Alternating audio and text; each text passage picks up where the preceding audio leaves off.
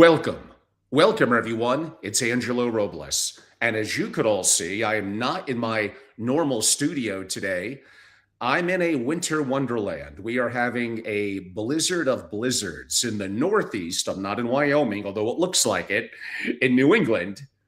We are getting walloped pretty good over the last 30 days. I know the visual may not be quite as crisp as in the past, but hey, we're giving into the elements a little bit. And more importantly, you're not here to see my face, I don't think.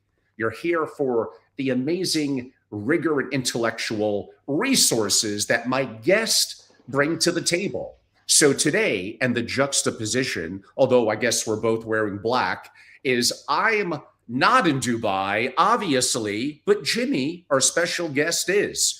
We're going to call this Why the World's Wealthiest Families Choose, sometimes, Dubai over London, New York, Zurich. It features Jimmy Sexton, LL.M, founder and CEO of Esquire Group. Jimmy, it's great to see you. Welcome to the show. Great. Thanks for having me on, Angelo. Yeah, we're in definitely two different environments. I was in shorts and a t-shirt all day outside with the air conditioning blasting at home. Quite different from your environment. Indeed, although in the summertime, I may be the one who gets a little bit of the last laugh come July and August, but you got 6 months to go to still laugh at me from that one. We shall see. Well, I leave for the summer. Let us surprise. Let us begin. So what I'm going to call the migration paradox, and some would say it might be an uncomfortable question. Why are wealthy, successful people leaving countries they were born in, that they built their wealth and they had the opportunities to do so? Why are they building these fortunes and moving to a place, well, to some degree, in Dubai, like didn't really exist, at least not in the way that we know it 50 years ago? What are you seeing that maybe the average person, the average, even wealthy, successful entrepreneur isn't? Well, look, I mean, I think that one of the things that I always like to say is capital is always going to go where it's welcome, right? And I think that there's fewer and fewer countries in the world that are really rewarding wealth, rewarding success, providing environments where wealth can be built, but also still celebrating wealth and success, right? I think in a lot of the Western world, I think that being wealthy is almost being punished, right? You're being vilified, tax the rich. The rich are the ones,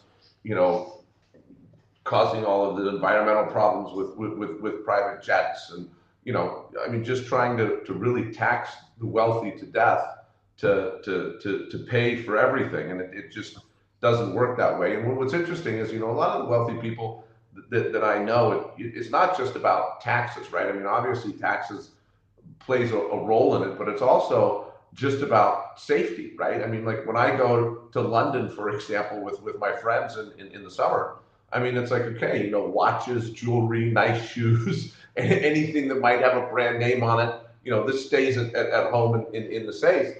And I think that most major European capital cities are like that. I know in a while in places like Beverly Hills, there was a problem with home invasions and things like that, or getting your car keyed or something like that. And you just don't have those issues in Dubai, right? I think that there's a lot of places, I think it's not just, obviously I think Dubai has taken a center stage, but I think you're also seeing more migration to places like Switzerland and maybe even Monaco, but places where people feel safe and feel like they're not being punished for their success and wealth.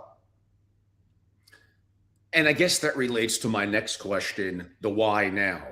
And I believe that relates to what you just described with crime, with rising taxes in places like the UK and London, and here in the US with introducing in California of what we define as the wealth tax. Now, it still has to pass. Even Newsom is not in favor of it, shockingly.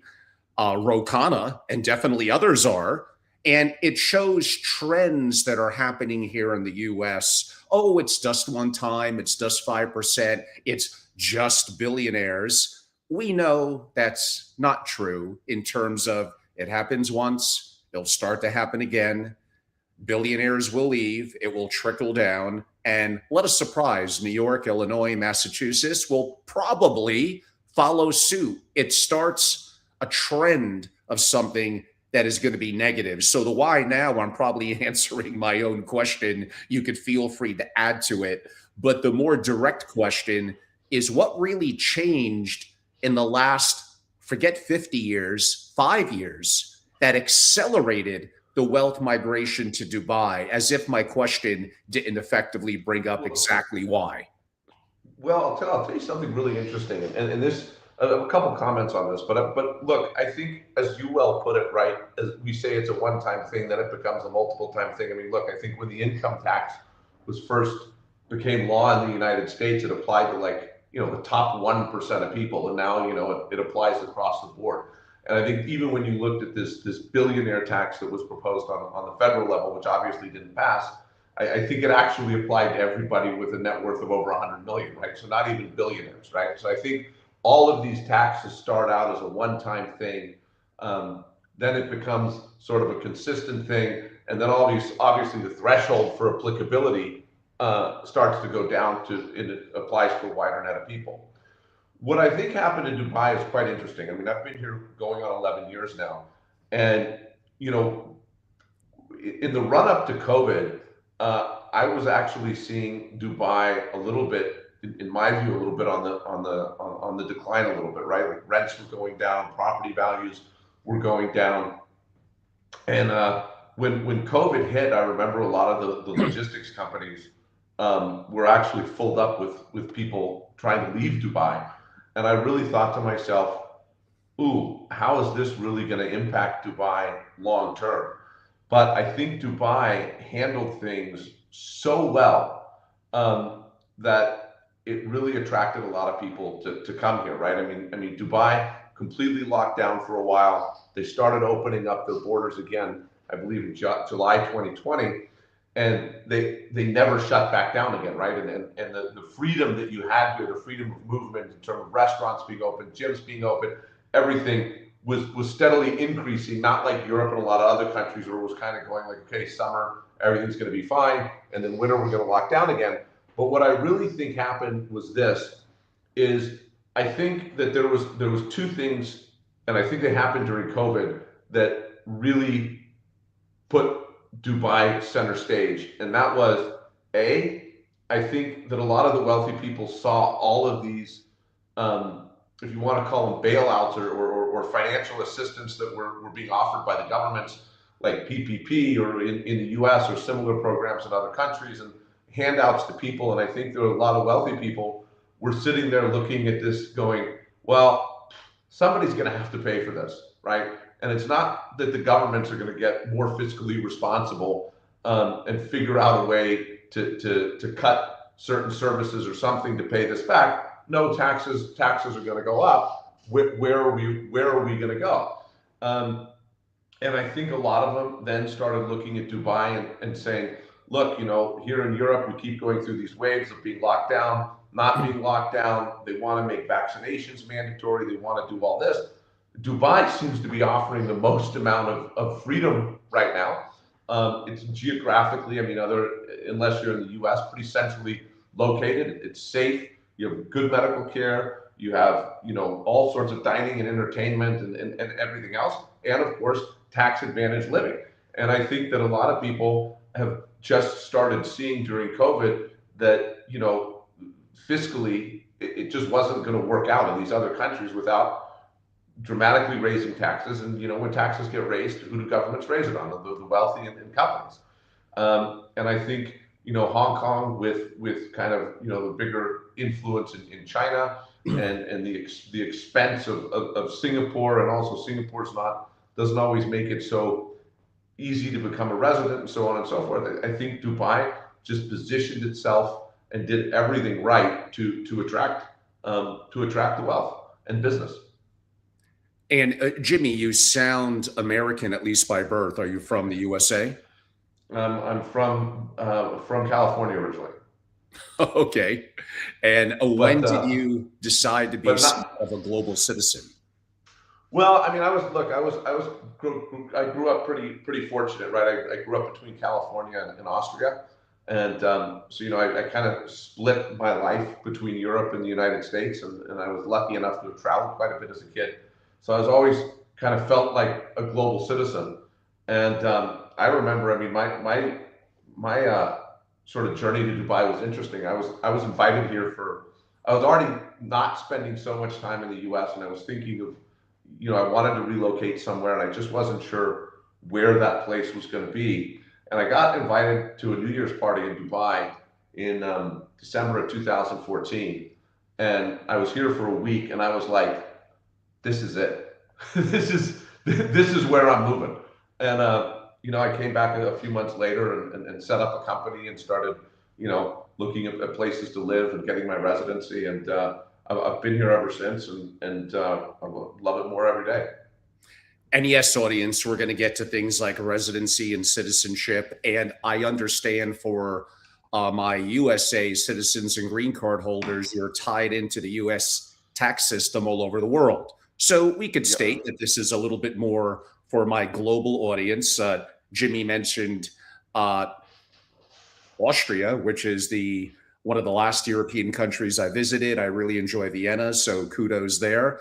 We do try to take a global perspective. It's not all about the USA, although I do love the USA, and we'll go a little back and forth with Jimmy on some things to that coming up relatively shortly. And by the way, even though you may not get the tax advantages as a USA citizen, having residencies and business opportunities around the world, that still does not mean you should not do it for a variety of purposes. And depending on our time today, all things that we're going to have a chance to dive into with Jimmy. So you've lived in Dubai specifically for about a decade, and you did mention some changes kind of post COVID. How has the city changed, and importantly, its position in the global wealth landscape? How has it evolved? Look, I think Dubai is one of the few places where you see what's possible when a government really operates like a business, right? I mean, this is something where you really kind of get the feeling that it's Dubai Inc. and they understand that to get residents and to get businesses, they need to continually improve the lives of those that are already here and um, to continue to make it a more attractive place for people to come, right? So I think that they've created new residency options. They've obviously creative, attractive business laws. They invest. There's a lot of money available for businesses that are moving here or startups that want to start here, and they're just continually innovating. Right? I mean, this is the only place where I've ever lived where I've actually gotten an email from the government asking, like, "Hey, is our websites fast enough? Are they easy enough to understand? How can we improve, right?" And so I think, every year that I've lived here, even simple things like, a visa renewal process or, setting up a company or renewing a company or something, everything just continually gets easier and more efficient. And, one of the things that they've done is they're actually, and I know that you talk a lot about AI, it's the only country that I've ever heard of doing this, is they're actually applying AI to their laws and regulations with the specific purpose of how can we make this more efficient? Are there laws that aren't working? Are there laws that can be combined? Are there laws that can be approved? Are there laws that should be deleted? And they're actually having or building. I don't know if it's running yet or not. I think it was announced last year, but they're actually going to be running an AI on basically the legal system on how can we make it better? How can we make it more attractive? How can we make it more efficient? What laws should we get rid of? Which new ones should we make? Whereas in most countries, right, like the regulation and everything just keeps stacking up. Everything gets more complicated and more expensive. And I think that I think that Dubai is just doing everything they can to make it a nice place to live in and an attractive place to live in, an attractive place to do business. And going to what you were saying about Americans sort of being tied into the U.S. tax net, you're absolutely correct. And for the majority of my time in Dubai, you hadn't seen a ton of Americans, like maybe some employees that come, they work for a company, but not a lot of entrepreneurs and stuff like that. And now that's changing because they're coming here regardless of the taxes, just because of the opportunity. That's an excellent point. So I did have a question in my mind relative to how Dubai is competing for residents that at least partially I think you answered. And how does it actually play through in reality and practice? I'm going to slightly adapt the question a little bit in terms of governments competing for people. Most governments completely, it feels like the opposite. There's a sense of entitlement to their citizens that is unique to Dubai, doing things that are attractive to them. And a little bit like hiring a great employee. It's not just having them come on board, it's how do I make them happy and they stay. And that Dubai is, I guess, doing wonderfully. Yeah, I mean, look, it's something that I've never seen before. I think, like you were saying a little bit with the entitlement, right? I mean, in every other country, where I've lived or been, it's always kind of like, oh, you know what, you're lucky to be here. You got to jump through these hoops, and absolutely no real desire to make your life easier or better, right? It's just kind of this is the way it is. Deal with it, and that's definitely not the case. I mean, you even see things, for example, like when I first moved here, for example, the work week, like it is in most of the Middle East, was Sunday through Thursday, right? And then Friday was the big, religious day of the week, and Saturday was sort of your Sunday. And they changed that to Monday through Friday because they wanted to be more on par with the rest of the world as a financial center, and to make that align with what the rest of the world is doing. So there's the improvements are even really fundamental to things like what's the work week that's going to be the best to be a global city and align with the rest of the world. And I mean, in terms of talking about competing for residents, I think one of the things that Dubai has been done very well. I mean, look, there's several countries where you can sort of get, let's call it tax advantage living, right? Like Switzerland is one, you can negotiate a flat tax. Italy has a flat tax. Some of these countries have a flat tax. Or even if you look at some place like Singapore, like the residency process is not always super straightforward, right? And in some places like Singapore, there's a lot of discretion involved. Whereas in the UAE, it's very, very clearly set out how you become a resident, right? And you fulfill those requirements, you get your residency.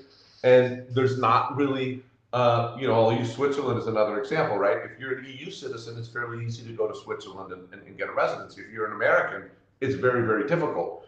Whereas in Dubai, if you're American, if you're German, if you're Indian, if you're Malaysian, the process is going to be the same for everybody, and everybody's treated equally in that sense. And it's very clear in black and white what requirements you need to fulfill to become a resident. And I think that certainty, bodes very well for them. I'm going to go with let's kill some bad advice right now. What's the number one myth about Dubai that gets people in trouble?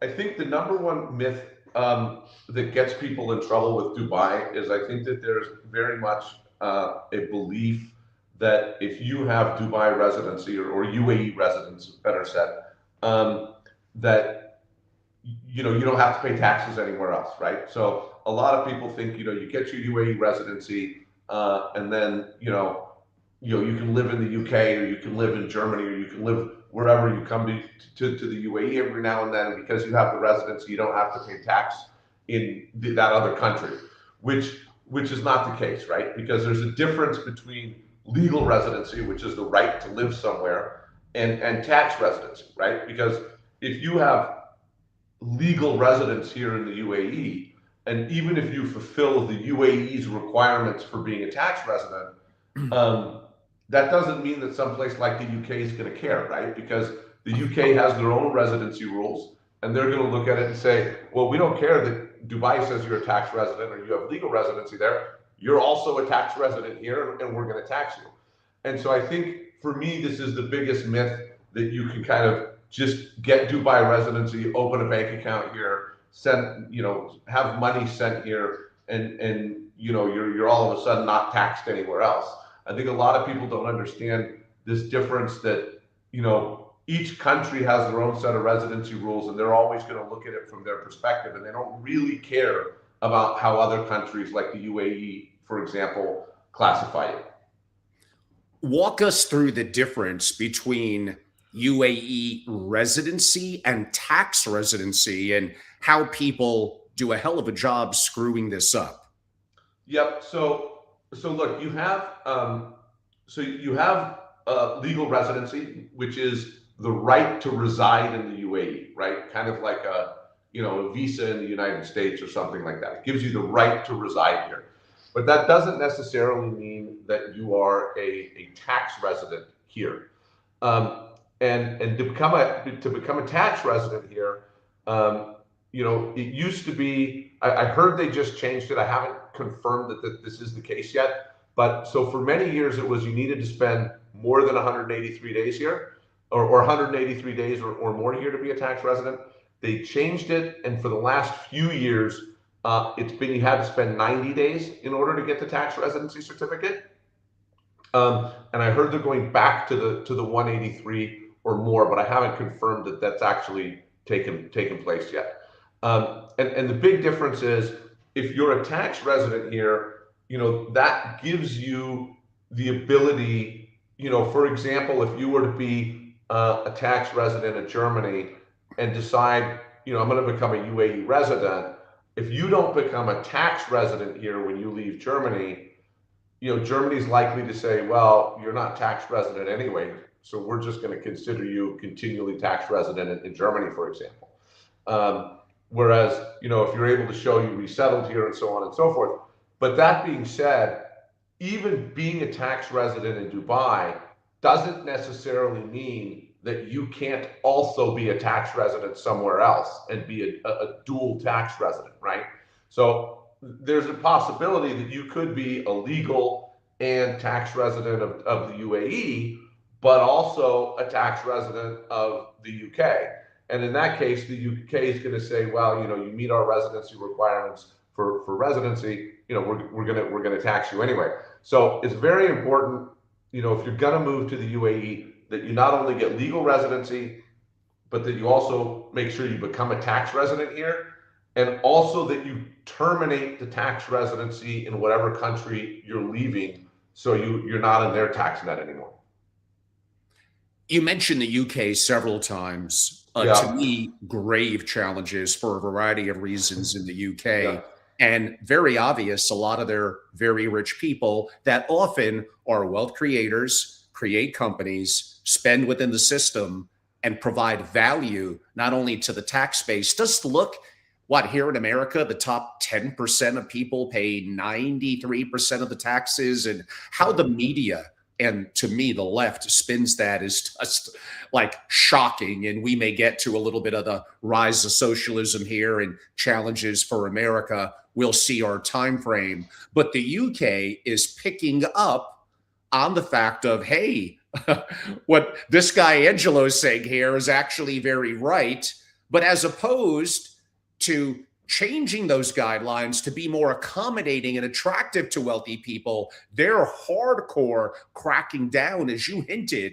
They're taking anything to go after their people. They almost sound like here in the US, the IRS. They're starting to follow a little bit of our guidelines, following you around the world. You already hinted how to potentially properly address that. But if you could maybe either restate that and note that countries like that, maybe the UK, France, etc., are going to be more aggressive, holding on to their citizens from a tax perspective. And who knows, Jimmy, maybe in 5 or 10 years, they won't allow people to leave. Maybe you better make that move now. Well, I mean, it's really interesting. I'm going to get into that answer, but one of the things, because you were saying something like the top 10% of Americans paying whatever percentage of the tax. I read a Wall Street Journal article the other day that said that 40% of Americans pay zero income taxes at all. Correct. Right. So I mean, that's an astounding amount. So look, I mean, I think that most of Europe, and I would include, I'll even include the US and Canada in this, and maybe even Australia to a certain degree. But look, I think, and I mean, this is sort of an unpopular political view of mine with some people, which is, look, the problem that you have, right, is to get, I mean, being elected is a popularity contest, right? You need to get the masses to vote.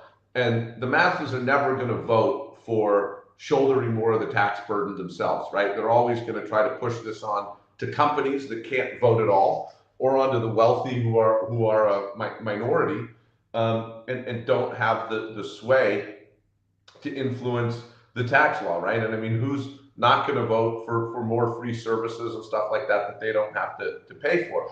So I think that a lot of these socialist countries have a very big problem in that, the politicians can't get elected on a platform other than, hey, we're going to provide more free services, more benefits, and then they have to go out and try to find a way to pay for this, which is going after companies and the wealthy. But at the same time, that's also killing their economies, because, as you said, the wealth creators Exactly. and everybody is leaving, right? You have a big brain drain, the companies are leaving, everything's leaving. What I think that we will see, and we've seen more and more, right? I mean, there's a lot of countries have instituted exit taxes now. I think the UK was thinking about one. I don't think it passed, but I know that exit taxes are becoming more and more popular. But look, I think some people, and I've seen this happen with several people from Europe, which is, yeah, I'm going to have to pay an exit tax, but I better pay this exit tax, to your point, now, and get out, so that I'm not stuck here, and I have the ability. I'm better off paying this as exit tax now when my net worth is X, rather than in 10 years when it's even more, right? So a lot of people are looking at it as an expense that they need to sort of bear now to save themselves in the future. And what we are seeing in Europe, I don't think it's passed anywhere yet, but I believe that there's a lot of countries that have been considering it. So obviously, as you mentioned a couple of times already, the U.S., if you want to get out of the tax system, you got to expatriate, right? You got to give up your U.S. citizenship or your green card, right? And pay a tax, an exit tax, so to speak. I mean, it depends on your situation, but let's just say if you're a wealthy individual, you're paying an exit tax, right? But that's the only way out. Otherwise, you have a leash on you forever with taxes. What we've seen proposed in France, I think Germany had a proposal, which is basically not necessarily a complete citizenship-based taxation, where they're saying we're taxing all citizens on their worldwide income. But what they've said is, hey, if you're gonna leave France, we're not only going to charge you an exit tax, but we're going to continue to tax you as a French resident for the next 10 years, right? So I don't think we're going to see a shift where other countries are doing a pure citizenship-based taxation like the US, but I do think we're going to start seeing more and more of a shift towards exit taxes and basically like a 10-year leash where you're still stuck with paying income taxes as if you were a resident to try to keep people from leaving. I mean, again, Jimmy, this year, as you know, I've covered some of this subject with David Lesparance, Philip Marcovici, and others that we had a little bit of a sparky debate on, which was fun.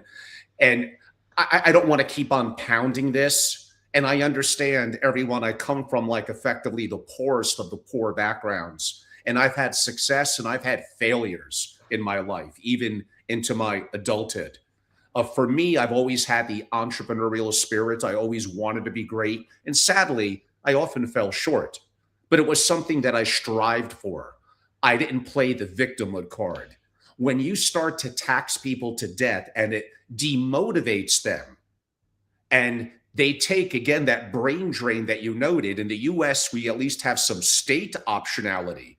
So states like California, New York, Massachusetts, they're losing out to Florida and Texas.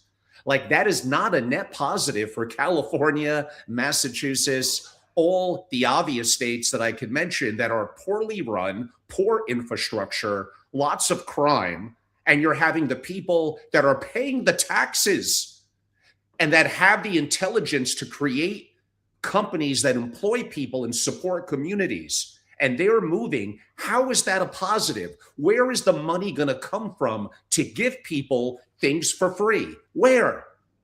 Is it going to be printed at the federal level? And is that good long term for the US government? Obviously, I think we all know the answer to that.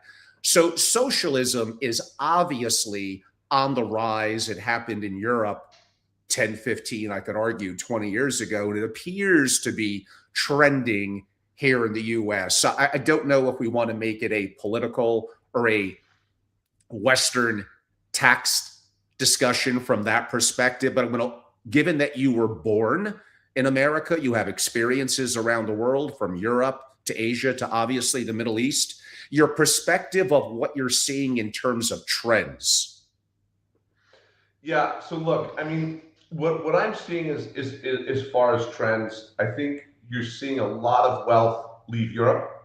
I think you have some people with let's say within Europe that are opting to stay in Europe, but to go to flat tax regimes. Like, Greece has their 100,000 euro flat tax. Italy, I think, is now 300,000. Right. Switzerland, you can negotiate it.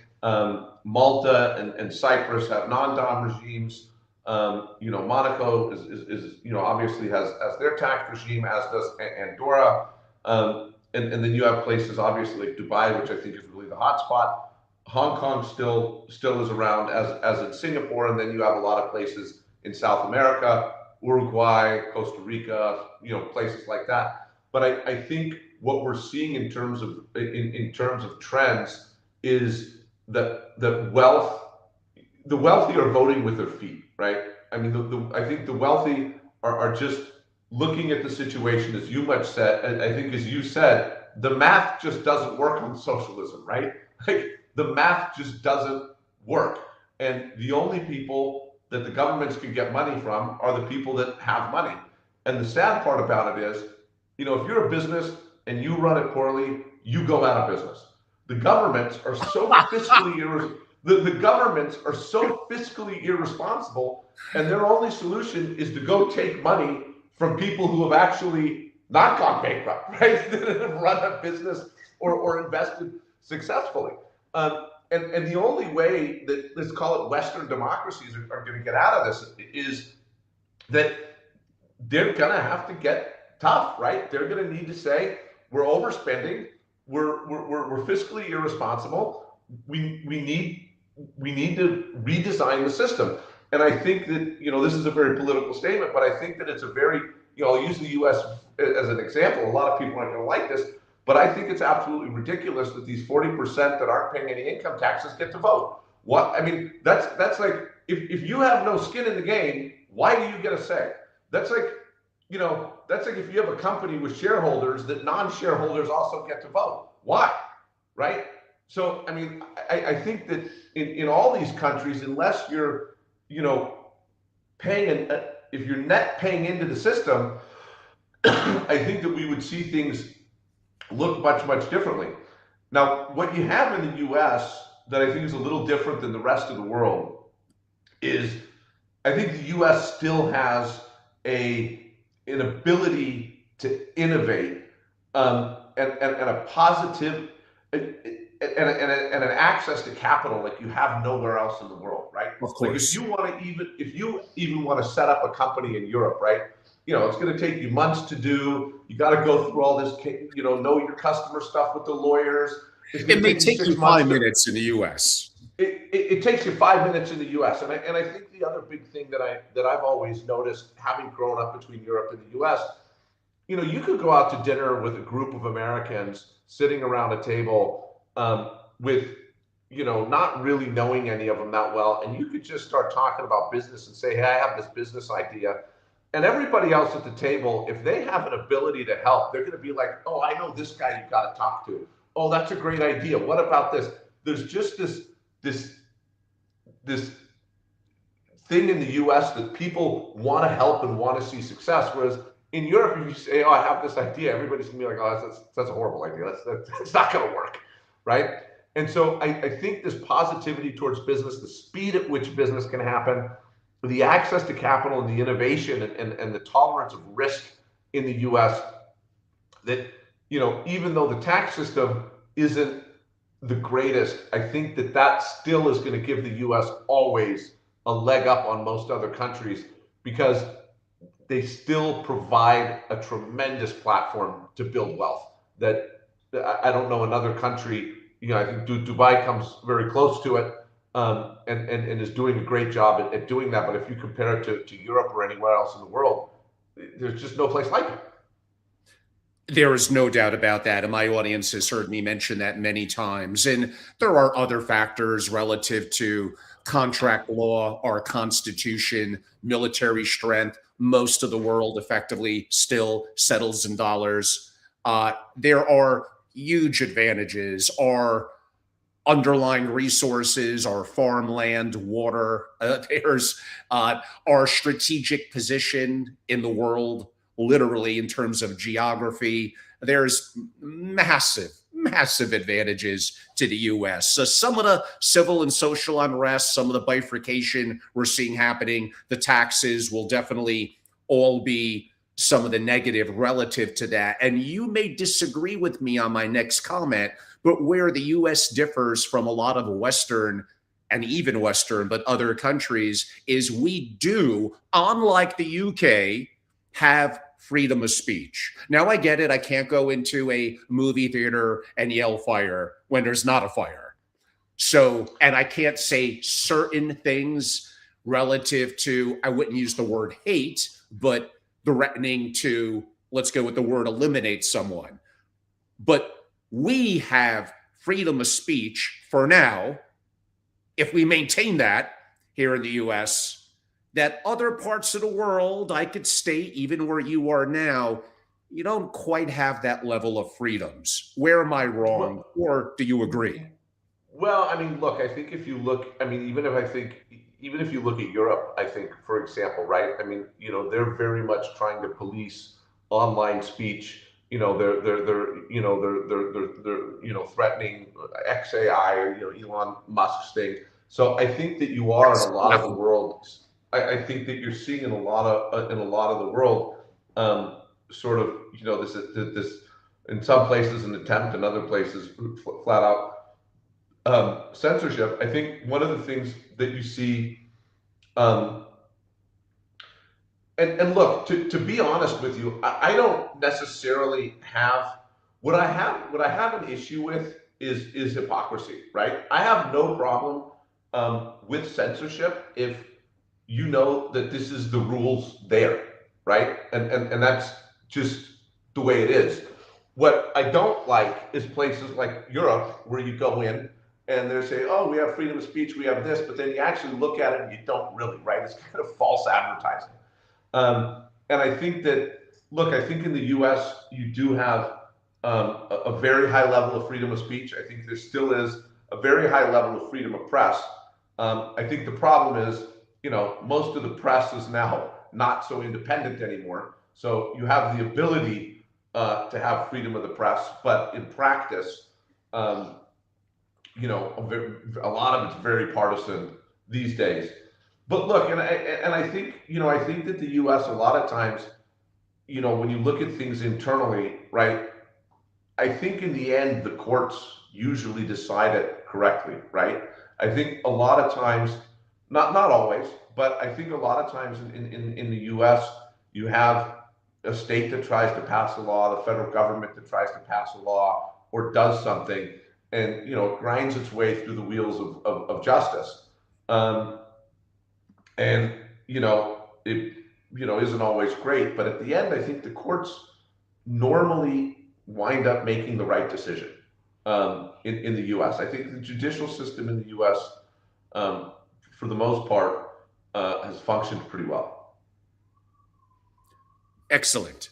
Uh, Man, I have so many questions. So why don't I'll begin to buzz through them a little bit quicker.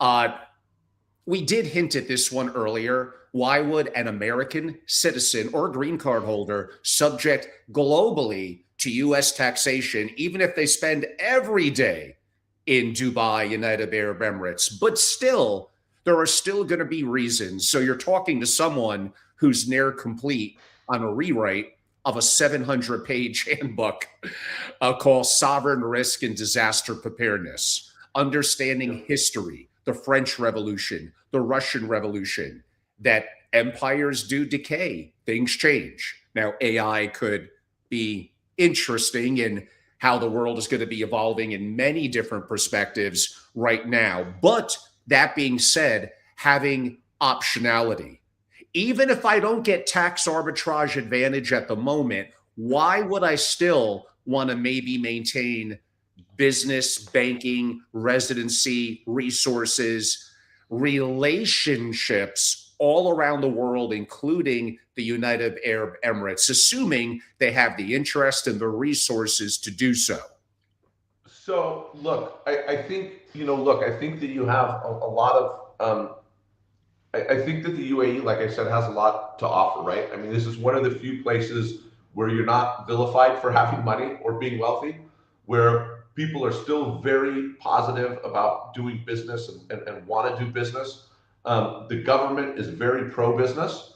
And again, sort of back to the thing that, you have a country that's continually trying to improve itself, continually trying to make it more attractive to businesses, make it more attractive to residents.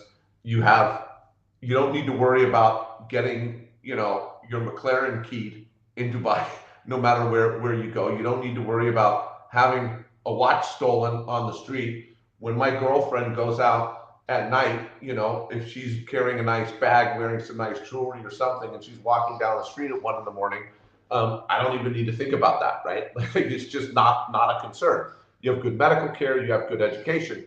But one of the interesting things, and I think the UAE is the only country that I know of that does this for its residents, right? So you have different categories of residency here.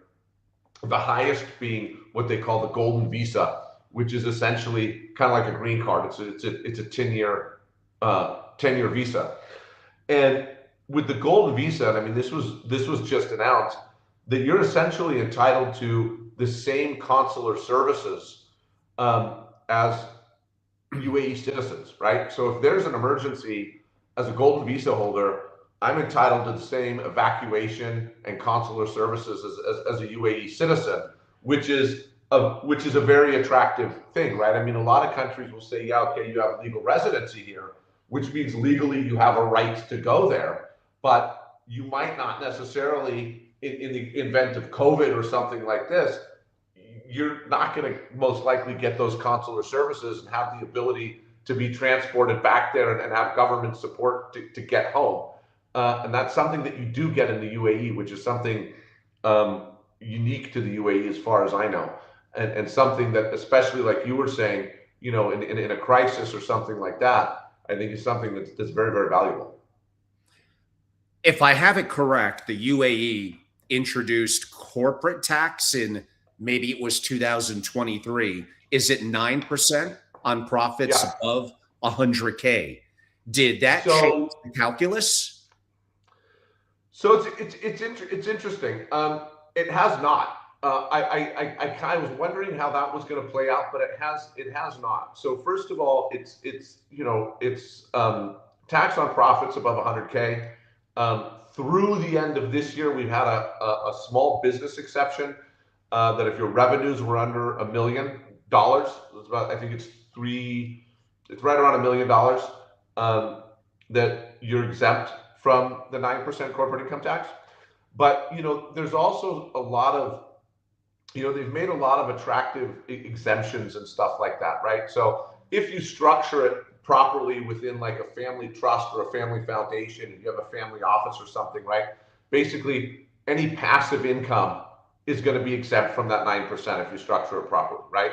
So, rents, royalties, dividends, capital gains, stuff like that is all going to be exempt from the 9%. So essentially, the way that they've structured this 9% income tax, it really only applies to sort of active trading income or active business income, right? So, passive income is if it's structured properly, they've created ways where you can essentially opt out of the 9% tax on passive income, which is obviously super attractive. Obviously, for someone doing this right, not a tourist playing like a resident, what does a proper Dubai structure look like? You could get a little deep into DIFC, ADGM foundations, UAE companies, offshore holdings. Why don't we go a little deep on this one? Because my audience is going to be interested, and a lot of them are looking at kind of global citizenship. They own multiple companies, family office structures, and we do have to get this one right. Yep, absolutely. So look, I mean, we have trust and foundation laws in ADGM and in DIFC. There's also a foundation law in RAC ICC and Ras Al Khaimah. There's a few other free zones that also have a family office, a single family office structure available.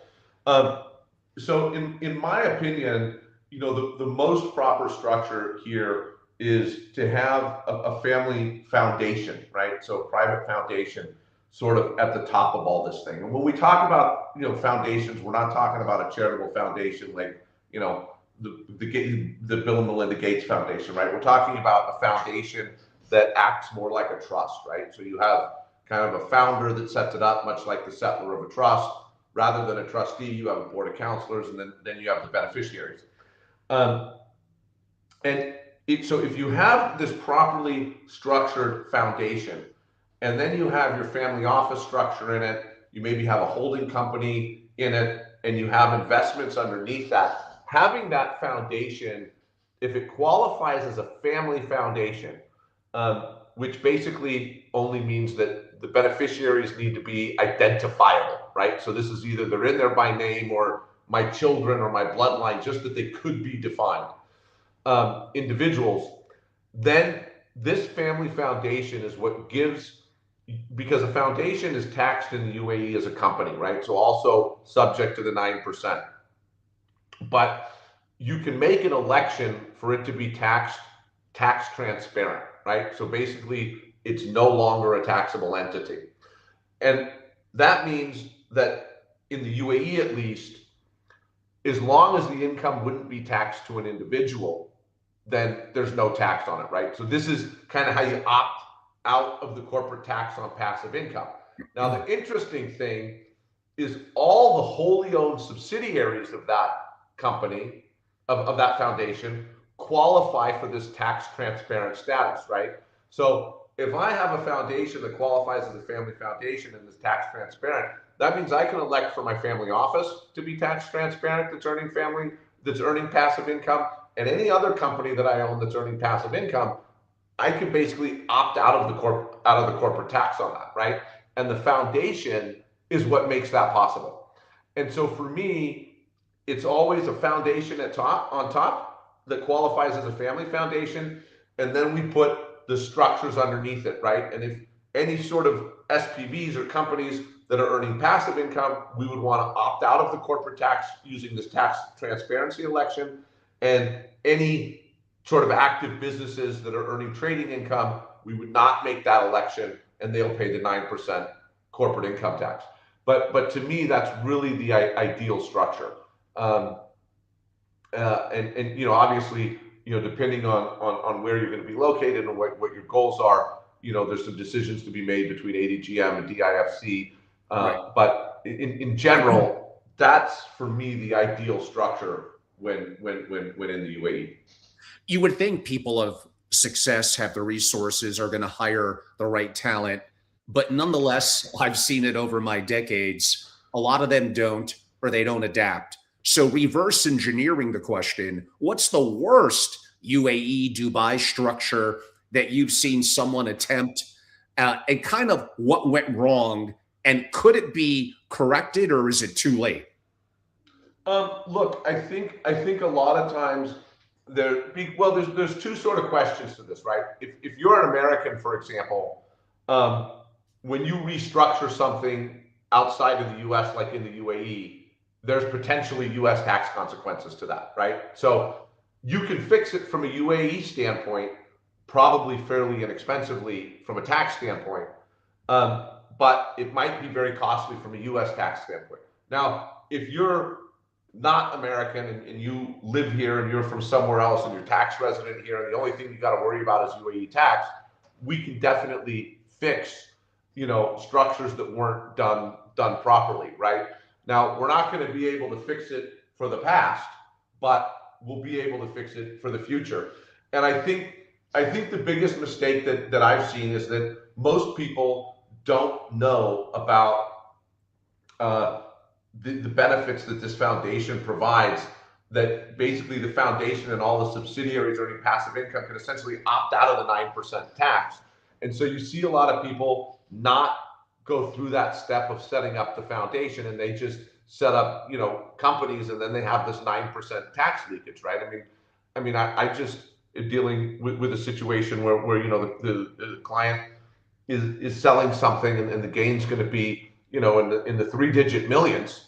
When I came into the situation, I looked at it and I was like, well, why do you guys own all this stuff personally? You're going to be paying 9% tax for nothing. Let's restructure this. So I think that there's just a lot of people that, like you said, they don't hire the right advisors, or they try to, they listen to what and I'm sure you've seen this a lot, they listen to what their buddy said, and they go set something up, and it just doesn't work out well. There is a question that came in that I'm going to quickly comment on, then Jimmy will as well. The person notes, I chose London. UAE is hotter and way more expensive for what it is. Again, I'm not the expert, although I consider myself somewhat of a global traveler and citizen. And I know some of you think that I really hate on the UK, and to some degree, you're right, for good reason. So you mentioned the UAE is hot. It's really hot during certain months of the year. And the weather where you are in London, I don't find that attractive really much of any time of the year. Also, do taxes matter to you? Lifestyle, of course, all of those, safety, overreach by government. Now, after saying all that, which is a little bit crapping on your comment, here's what I will say to your benefit. If living in the UK makes you happy and you're willing to pay more taxes for maybe it's family and happiness, then kudos to you. Then I agree with you. You don't want to let the tail wag the dog per se. Jimmy, what would you say to him? Yeah, look, I always think, obviously, there's other considerations other than tax and things like that. Everybody has their own priorities, right? And I think that that's really how you need to select where you're going to live. The thing that bothers me, and I always look at the trends of countries as well, right? When I look at the UK, we've seen how far that they've gone from having a non-dom regime to where they are now. In terms of tax unfriendly, and you see the writing on the wall where it's going, right? It's just like, you don't want to invest in a company that you see going bankrupt. You want to invest in a company that you see making money, right? So me personally, I don't want to put down roots or rely on a country that I see making decisions that are going to harm me down the road. And I want to, put myself and my wealth in a country that I see making decisions that are going to benefit me down the road. And the way I see the world now, I don't see that being the UK, and I don't see that being most places in Europe. Single family offices, now we're really getting into my lifeblood, what makes me excited, have exploded broadly in being created and ran out of United Arab Emirates and Dubai. And you mentioned certain reasons, tax advantages. You didn't mention the level of talent and resources there. A little bit like a Singapore is generally very attractive and good. Some would say safety and lifestyle. So if single family offices have exploded in greater United Arab Emirates, maybe besides or adding on to my comments, why? And at what threshold of wealth does a single family office structure from your perspective make sense in the United Arab Emirates? Well, look, I think because now we're getting into something that I'm also a little pretty passionate about, right? Like when I first started in this business 20 some odd years ago, a family office meant that, you had in-house legal, you had in-house accounting, you had somebody that was handling travel and property management and all kinds of different stuff. It was a full service, thing for the family. And I think that the term family office has gotten very diluted where everybody that has 5 million bucks and a private banker says that they're a family office, right? So in my view, no single family office makes sense. I mean, at a bare minimum 50 million. I'm probably more at the 100 million stage because I mean, look, I like to see things done right. And I think to run any sort of family office, it needs to be planned properly, it needs to be staffed properly, and it needs to have the resources it needs. And I think anywhere where you do it in the world, I'm not just talking about the UAE, um, there has to be sufficient wealth there and sufficient returns being generated to be able to provide enough revenue to pay the cost to run the family office properly, um, and still make a profit, right? So I'm sort of I'm kind of the bare minimum for me for a true single family office, probably 50 million.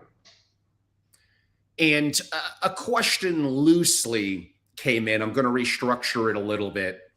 And you and I have had some of this discussion a little bit offline. The United Arab Emirates, Dubai, has apparently many things that are very attractive. It is a kingdom.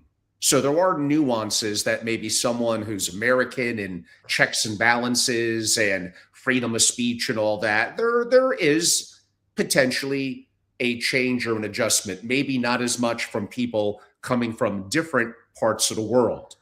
But here's one thing that I'll comment on that you could throw in on top of it.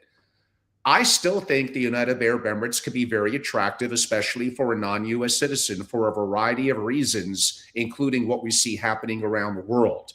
And if you do have concerns over, well, oops, could the spigot be cut off?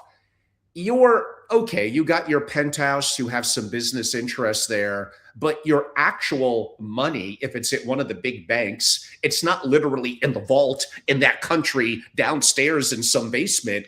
It is globally diversified. And you should have resources from, I could argue, crypto and stocks and others, and ownership of gold that is kept offshore out of banking systems, even pushing it further. And just because you live in your family offices in Dubai or any country doesn't mean 100% of your literal resources should be domiciled in that country per se. Jimmy, I'll allow you a chance to respond.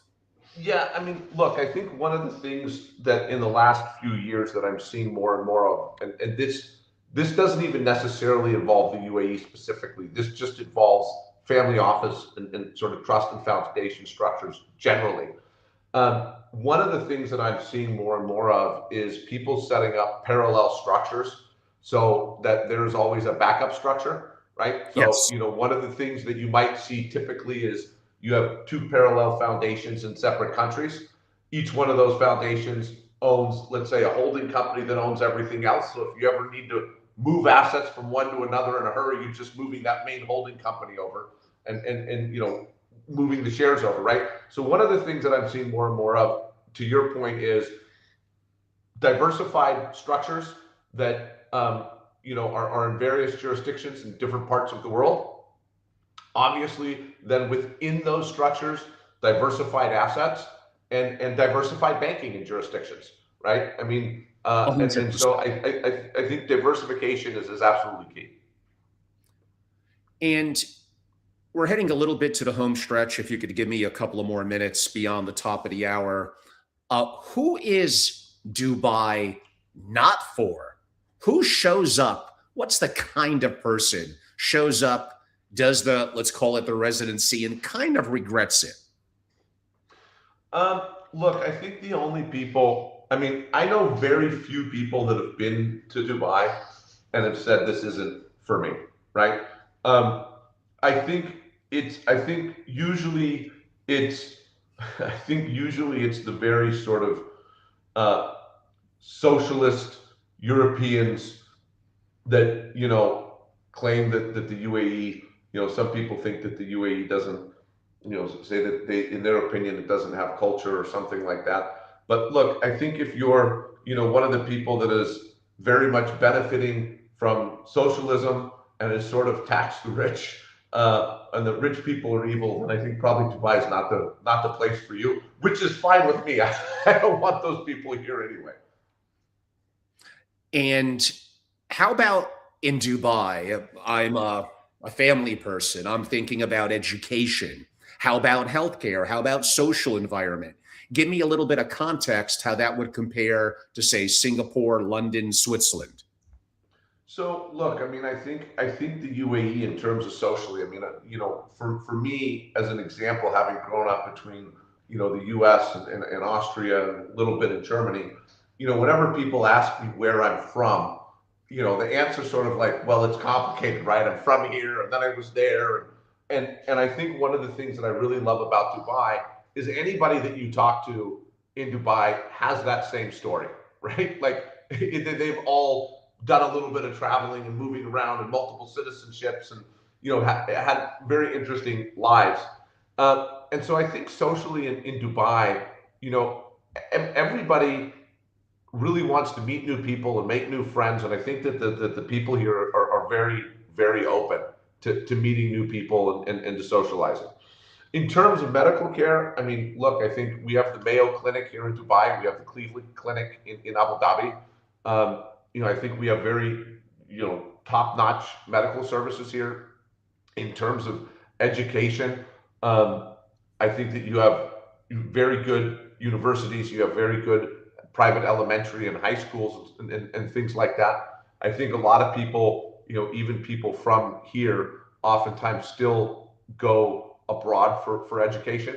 I think the U.S. and the U.K. and Switzerland are still probably for university probably the top places in the world.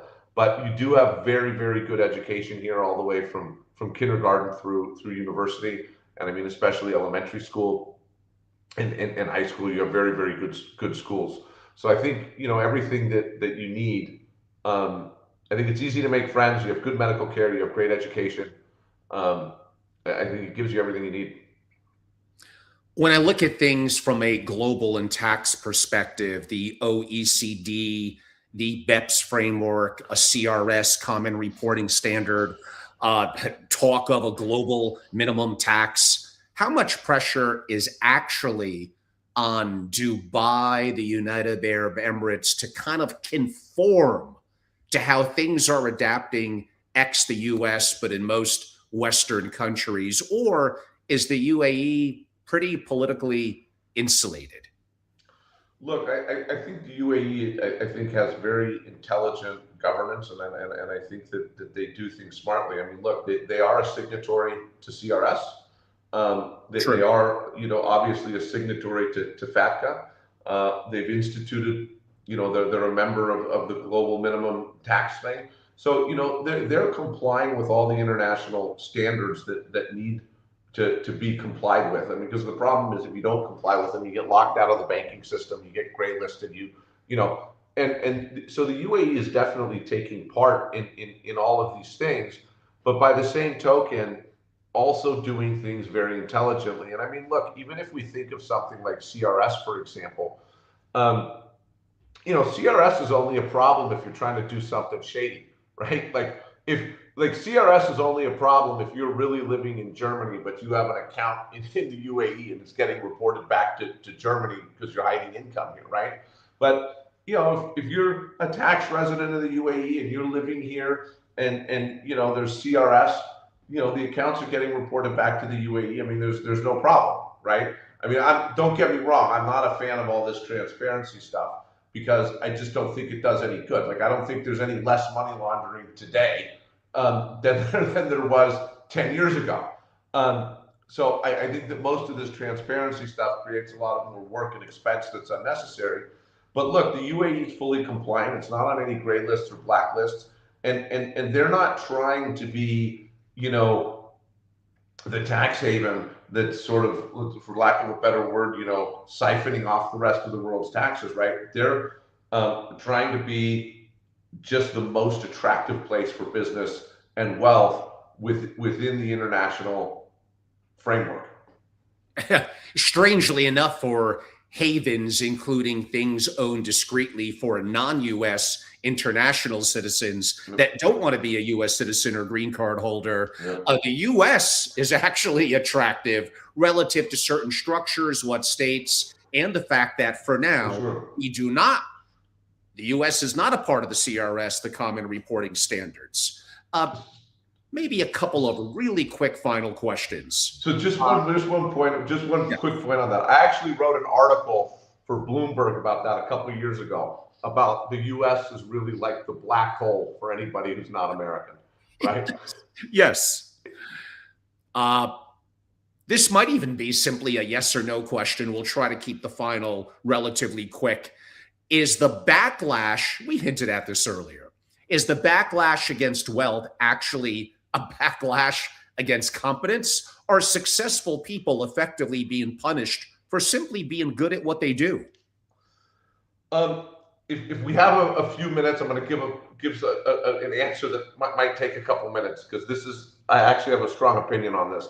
You alluded to something, or not alluded, you said earlier that, you know, you've had successes in your life, you've had failures in your life, but, you know, you've always, you know, been persistent and kept going, right?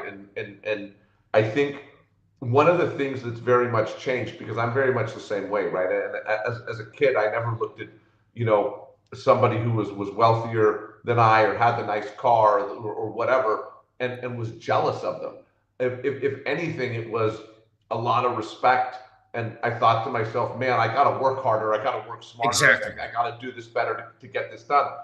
And I really think that one of the worst things that's happened to our world society has been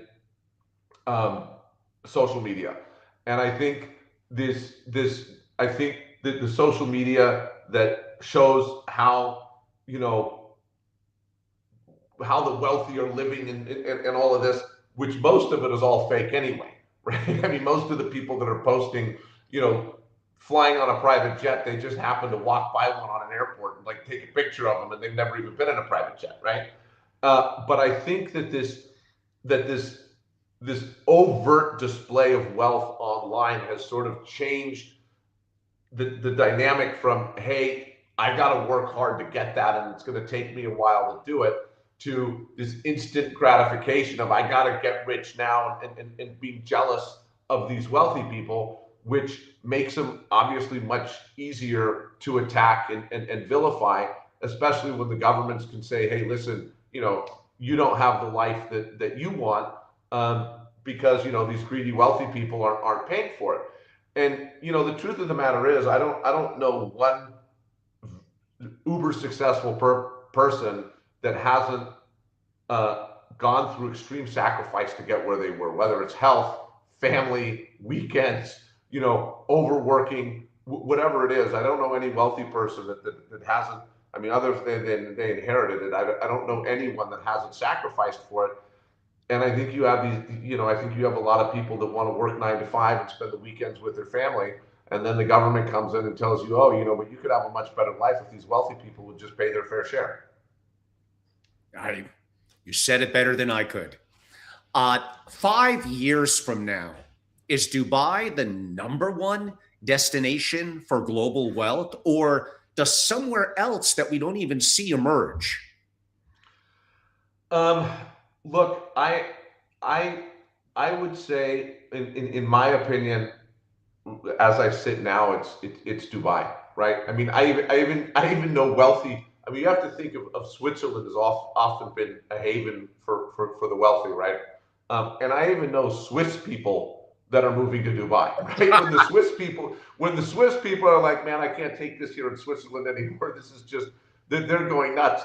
I mean, then really something's up. Look, like I said, I've been here going on 11 years, and I've just seen them improve and make the right decisions, even when crisis has hit, like COVID. I mean, they just navigated it so intelligently, and I just don't see anybody. I don't. There's no other country on the radar that I see right now that that's going to catch up to them at this point. You've been in Dubai for about a decade. Knowing what you know now, would you have moved there even sooner? Yes.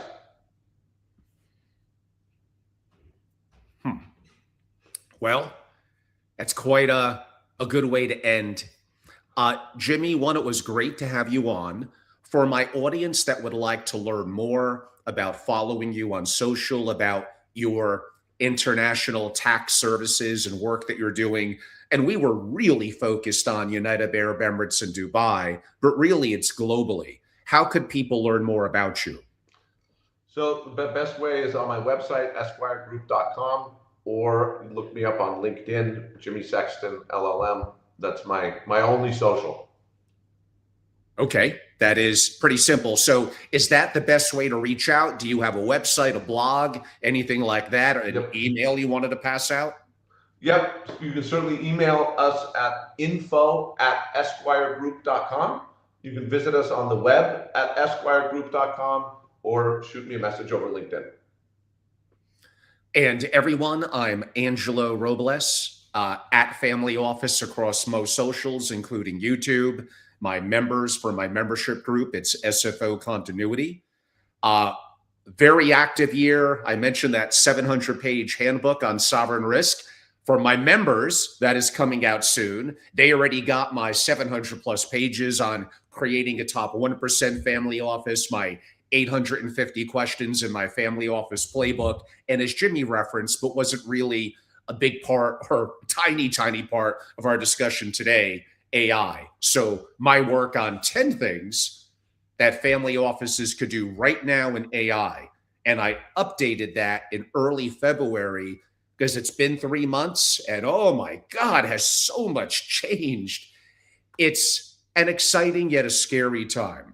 For those of you that would like to learn more, follow me across my socials. Go to my website, angelorobles.com. Consider becoming a member of my SFO Continuity for those of you that are qualified. And I look forward to being of service and providing value. Well, I haven't lost power or Wi-Fi yet. I probably have a couple of solos that I'll be shooting, maybe doing live today, a little bit later today. If you're watching this live on a Monday, I may do them outside and get bundled up. I do enjoy the beauty of the snow, and the Four Seasons is of charm to me, but I do miss a little sunshine as well. But I will be in Palm Beach hosting my marquee event for my members the week of March 16th. I'll be there all week, programming over most of that week. And again, if you're a member, you get a lot of access, a lot of peer-to-peer connectivity, and a lot of incredible speakers from around the world coming to talk at my program for about 50 to 55 single family offices in beautiful Palm Beach in March. So everyone, thank you so much. I appreciate all of you. Some very good questions today came in. Sorry I cannot get to all of them. And Jimmy Sexton, thanks for being such a great guest. I look forward to our future communications. My pleasure. It was a lot of fun. Do it again anytime. My pleasure. Thank you, Jimmy. Thank you, everyone.